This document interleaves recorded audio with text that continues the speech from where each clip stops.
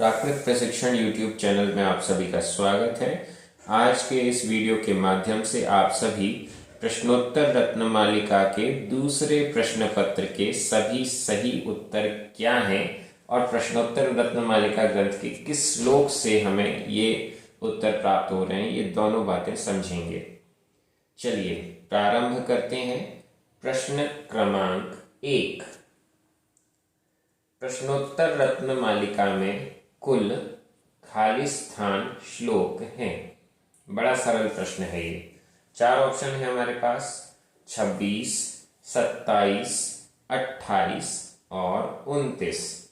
अब इसका उत्तर तो आप प्रश्नोत्तर रत्न मालिका ग्रंथ उठाएंगे तो आपको मिल जाएगा। उसमें अंतिम श्लोक की संख्या है 29। इन 29 श्लोकों के माध्यम से बड़े छोटे छोटे प्रश्न और उसके बड़े गंभीर उत्तर हमको मिल रहे हैं। तो यहां पहले प्रश्न का सही उत्तर है डी 29। दूसरा प्रश्न, भोजन का पर्यायवाची शब्द निम्न में से कौन सा है? पहला ऑप्शन अदनम, दूसरा मानसम, तीसरा विषम और चौथा शुद्धम। इस प्रश्न के उत्तर के लिए हमें ये सभी शब्द खोजने पड़ेंगे। कहाँ ढूंढें? श्लोक क्रमांक 5 पर पहुंच जाइए। किम पथ्यदनम धर्म। यहां पर किम पथि अदनम संधि विच्छेद जब हम करेंगे तो पथि पथ पर, अदनम अदन यानी भोजन, मार्ग का भोजन, मार्ग पर भोजन किम क्या है? और उसका उत्तर दिया है धर्म। तो यहां अदनम शब्द का अर्थ है भोजन। हमारे इस प्रश्न का सही उत्तर हुआ ए अदनम। प्रश्न क्रमांक 3। राजर्षि अमोघ वर्ष ने खाली स्थान को नरक बताया है। नरक किसे बताया है? 4 ऑप्शन है, असमता, क्रोध, परवशता और निर्धनता। जो नीचे 7 नरक हैं, उन 7 नरकों के समान ऐसी कौन सी चीज है जो उतना ही दुख प्रदान करती है? इन 4 ऑप्शन में से हमें विचार करना है। श्लोक क्रमांक 13 पर पहुंचिए। को नरकः परवशता। यहां पर स्पष्ट लिखा हुआ है नरक क्या है? उत्तर परवशता, परवश होना, पराधीन होना, यही नरक के समान दुख देने वाला है। पराधीनता ही नरक है। जब देश पराधीन था तो देश की परिस्थितियां भी नरक के जैसी थीं, दुखदायी थी, कोई भी सुखी नहीं था। चौथा प्रश्न, प्रश्नोत्तर रत्न मालिका के अनुसार प्रेयसी किसे बनाना चाहिए? प्रेयसी यानी प्रेमिका। प्रेमिका किसे बनाना चाहिए? 4 ऑप्शन है। पहला करुणा, दूसरा दाक्षिण्य, तीसरा मैत्री। और अगर इन तीनों को ही हमें प्रेयसी बनाना है तो चौथा उत्तर रहेगा उपर्युक्त सभी। श्लोक क्रमांक 19 पर पहुंचिए। दूसरी लाइन, का प्रेयसी विधेया करुणा दाक्षिण्यमपि मैत्री। का प्रेयसी विधेया, किसे प्रेयसी प्रेमिका विधेया बनाना चाहिए? उत्तर है करुणा, दाक्षिण्यम, अपि और भी मैत्री। इन 3 को, करुणा यानी दया, दाक्षिण्यम यानी दक्षता और मैत्री मित्रता, इन 3 को अपनी प्रेयसी बनाना चाहिए। तो इस प्रश्न का सही उत्तर है डी उपर्युक्त सभी। 5वां प्रश्न, तनुतर वित्तस्य का क्या अर्थ है? 4 ऑप्शन है, कम बल वाले का, कम धन वाले का, कम परिग्रह वाले का, कम ज्ञान वाले का। इन 4 में से क्या उत्तर है? श्लोक क्रमांक 25 पर पहुंचिए। यहाँ पर तनुतर वित्तस्य तथा तनुतर वित्तस्य ये शब्द मिल गया। तनु यानी कम, तनुतर यानी कमतर, यानी अपेक्षाकृत कम, किसी से तुलना करें तो उस तुलना की दृष्टि में कम। वित्तस्य वित्त वाले का, कम वित्त वाला, वित्त यानी धन, कम धन वाले का, ये इसका अर्थ हुआ। और पूरे श्लोक का अर्थ देखिएगा, बड़ा अच्छा अर्थ है इसका। तो यहां इस प्रश्न का सही उत्तर हुआ बी, कम धन वाले का। क्रमांक 6, राग्येयम का संधि विच्छेद कीजिए। 4 ऑप्शन है, राज्ञा प्लस अयम, राज्ञा प्लस इयम, राज्ञा प्लस एयम और राज्ञा प्लस ईयम। ये तो तय है कि इन चारों में राज्ञा, ज्ञा में बड़े आ की मात्रा, ये तो हमको मिल गया। अब अयम, इयम, एयम या ईयम, कौन सी संधि से ये राज्ञेयम बनेगा और इसका सही अर्थ भी लगेगा। देखिए, संधि विच्छेद तो हम अनेक प्रकार से कर सकते हैं, लेकिन संधि विच्छेद करने के बाद जो शब्द हमारे पास बच रहा है उसका सही अर्थ भी होना चाहिए, श्लोक में उसका सही अर्थ बनना चाहिए। तो यह भी देखना जरूरी है। श्लोक कहां पर है?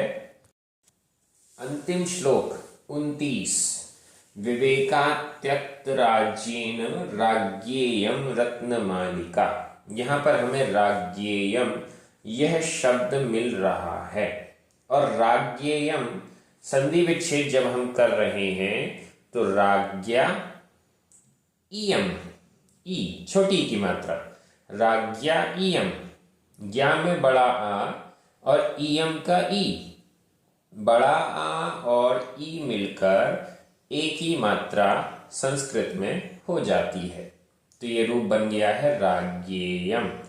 तो यहां पर सही उत्तर है राज्ञेया प्लस इयम यानी बी, बी इसका सही उत्तर है। प्रश्न क्रमांक 7, समय आने पर भी जो खालिस्थान वचन, खालिस्थान बोलना नहीं जानता है वह मूक है। 4 ऑप्शन है, सत्य वचन, हितकारी वचन, मित वचन और प्रिय वचन। श्लोक क्रमांक 16 पर पहुंचिए। को मूको यह काले प्रियाणि वक्तुम न जानाति। आप लोगों ने जब इसके उत्तर खोजे होंगे तो बड़ा समय लगा होगा, पूरे 29 श्लोक बार बार आपको देखने पड़े होंगे और तब जाकर आप इसका उत्तर खोज पाए होंगे। सभी को ये प्रतियोगिता बड़ी अच्छी लग रही है, क्योंकि प्रतिदिन इन 10 प्रश्नों के उत्तर खोजने में पूरे ग्रंथ का स्वाध्याय हो जाता है। को मूको, कह मूकः, मूक कौन है? यह जो काले समय आने पर, प्रियाणि वक्तुम, प्रिय वचन, वक्तुम बोलने के लिए, न जानाति नहीं जानता है। तो यहां पर जो प्रिय वचन नहीं बोल सकता है, समय आने पर भी जो प्रिय वचन नहीं बोल सकता है वह मूक है, वह गूंगा है, ऐसा कहा गया। तो इस प्रश्न का सही उत्तर है डी, प्रिय वचन। प्रश्न क्रमांक 8, पातुम का क्या अर्थ है? पातुम 4 ऑप्शन है, जानने योग्य, खाने योग्य, पीने योग्य और सुनने योग्य। श्लोक क्रमांक 9 पर पहुंचिए।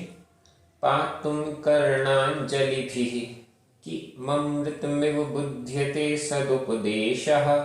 पातुम पीने के योग्य, कर्णांजलिभिः कर्ण रूपी अंजलियों के द्वारा पीने योग्य किम क्या है?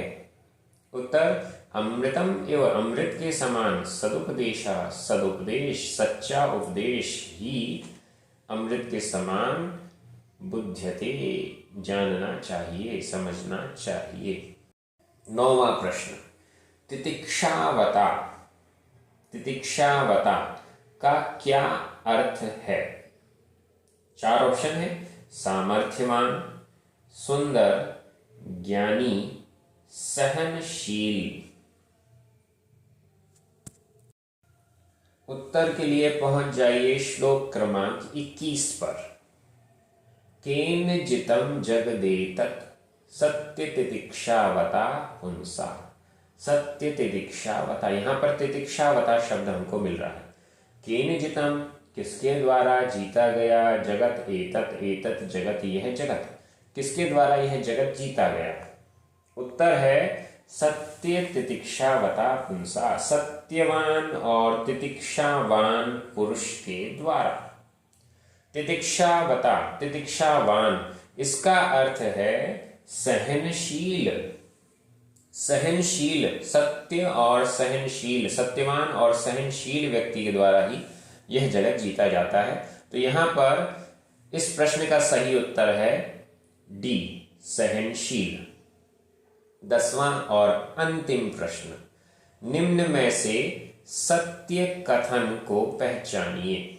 3 कथन तो असत्य हैं, गलत हैं, लेकिन एक कथन सही है। ऑप्शन देखिए, स्वहित में संलग्न ज्ञानी मनुष्य का जन्म सारभूत है। परहित में संलग्न ज्ञानी मनुष्य का जन्म सारभूत है। स्वपरहित में संलग्न ज्ञानी मनुष्य का जन्म सारभूत है। और डी, स्वपरहित का विचार करने वाले ज्ञानी मनुष्य का जन्म सारभूत है। अब किसका जन्म सारभूत है, कौन से ज्ञानी मनुष्य का जन्म सारभूत है, ये हमको देखना पड़ेगा।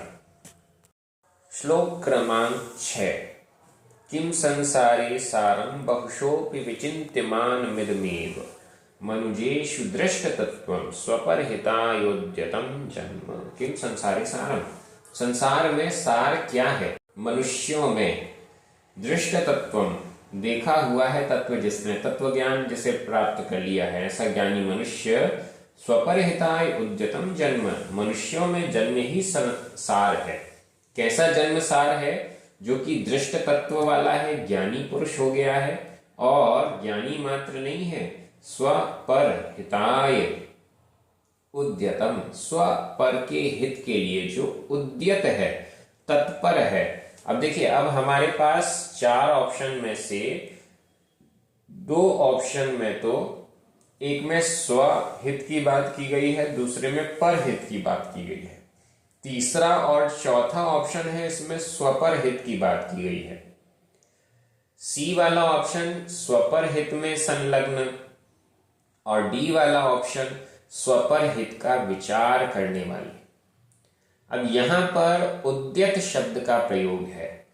उद्यत यानी तत्पर, जो संलग्न है, स्वपर हित में जो लगा हुआ है, ऐसा ज्ञानी मनुष्य का जन्म सारभूत है, यह बताया गया। तो इस प्रश्न का सही उत्तर है सी, स्वपर हित में संलग्न ज्ञानी मनुष्य का जन्म सारभूत है। इस प्रकार से इन 10 प्रश्नों के उत्तर हो गए। आगे के सभी प्रश्न पत्र आपको इस चैनल में मिलेंगे। प्रश्नोत्तर रत्न मालिका का स्वाध्याय भी आपको इस चैनल में मिलेगा। सब्सक्राइब कर लीजिए और स्वाध्याय का लाभ लीजिए। सभी को जय जिनेंद्र।